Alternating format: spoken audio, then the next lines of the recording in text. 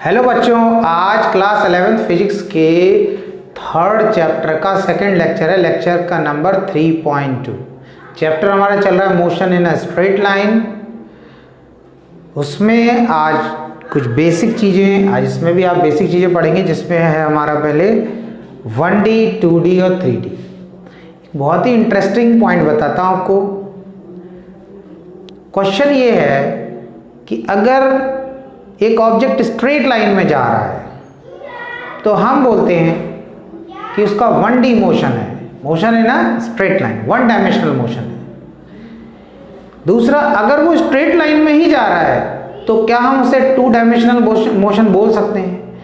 या straight line में ही जा रहा है, क्या हम उसे 3 डायमेंशनल मोशन बोल सकते हैं? यानी कि मोशन उसका स्ट्रेट लाइन में ही है, उसी को हम 1D, उसी को हम 2D, उसी को हम 3D किस कंडीशन में बोल सकते हैं?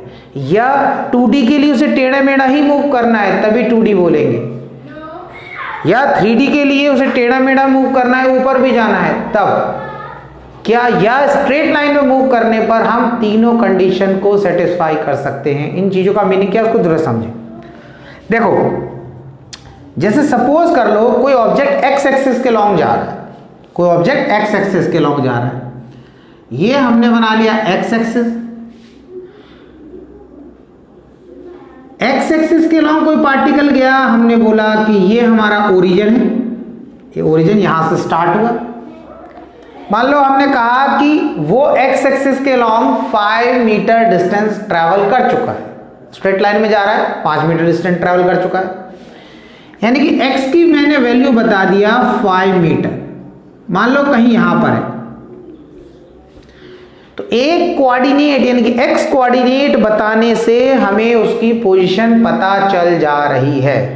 स्ट्रेट लाइन में जा रहा है, एक कोऑर्डिनेट बताया कि एक्स एक्सिस के लॉन्ग जा रहा है, स्ट्रेट लाइन में है, एक्स कोऑर्डिनेट की वैल्यू बता दिया, पोजीशन उसकी पता चल गया। ठीक, अब क्या होता है, ये तो हमारा हो गया। तो ये मोशन हमने क्या दिया, 1D मोशन, 1 डायमेंशनल मोशन। एक कोऑर्डिनेट की हेल्प से उसकी पोजीशन बताया, स्ट्रेट लाइन में जा रहा था। अब दूसरा समझो, अब फिर स्ट्रेट लाइन में ही जा रहा है, जरा यहां पॉइंट समझना है यहाँ पर। लेकिन इस बार वो ऐसे नहीं गया हॉरिजॉन्टल के लॉन्ग या वर्टिकल, इस बार वो ऐसे गया।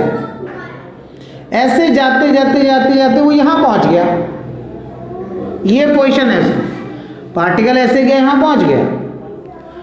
अब बताओ, गया तो वो स्ट्रेट लाइन में, वो तो सीधा गया, जैसे कि कैरम कॉइन, कैरम की गोटी,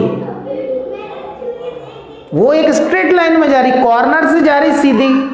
अब जा तो सीधी रही है, लेकिन उसकी पोजीशन बताने के लिए आपको 2 कोऑर्डिनेट चाहिए। यानी कि ये जो पार्टिकल स्ट्रेट गया, इसकी यहां पर पोजीशन बताने के लिए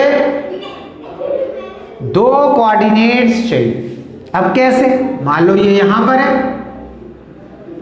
तो हम क्या करेंगे, हमें यहां से हमने ऐसे ऐसे ऐसे ऐसे मिला दिया, इससे हमें x कोऑर्डिनेट मिल गया। ये x की वैल्यू यहां पर कितनी है, 5, x की वैल्यू 5 है।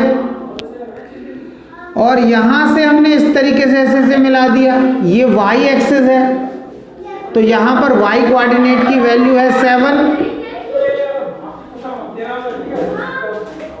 अरे बेटा, इतनी तेज चिल्ला रहे बेटा, और पता है यार वीडियो बनाना, दरवाजा खोलो, इतनी तेज। वीडियो बनने आए आप ही ले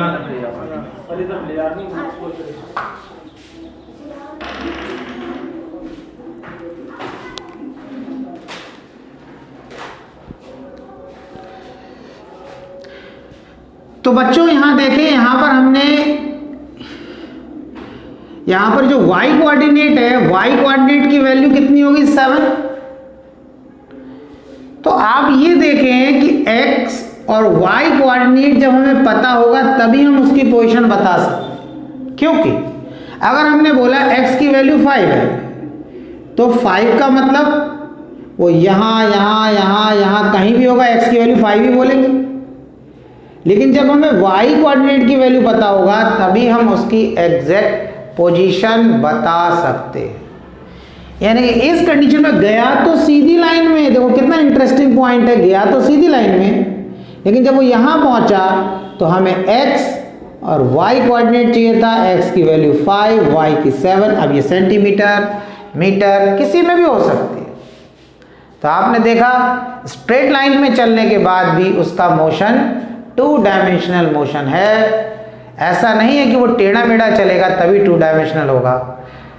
तो इसकी एक्चुअल डेफिनेशन ये बनी कि अगर एक कोऑर्डिनेट की हेल्प से, जैसे पहला केस हमने लिया था, अगर कोई एक्स एक्सिस के लॉन्ग जा रहा है, एक कोऑर्डिनेट की हेल्प से अगर हम किसी ऑब्जेक्ट की पोजीशन बता सकते हैं, उसके मोशन को बोलेंगे 1 डायमेंशनल मोशन। अगर 2 कोऑर्डिनेट हमें चाहिए तब हम उसकी पोजीशन बता सकते हैं, तो उसका मोशन 2 डायमेंशनल मोशन है। अब मान लो इस तरीके से ये x, ये y और ये z हो गया बाहर की तरफ। अब इस बार ऑब्जेक्ट कैसे चल रहा है? इस बार ऑब्जेक्ट इस तरीके से जा रहा है, इस तरीके से।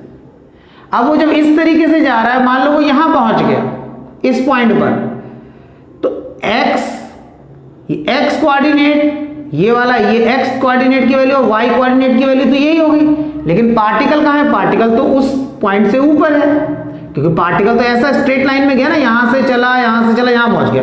मैं कैप ले लेता हूं, मान लो ये पेन की कैप है, ये यहां से गई, यहां से गई, यहां पर है।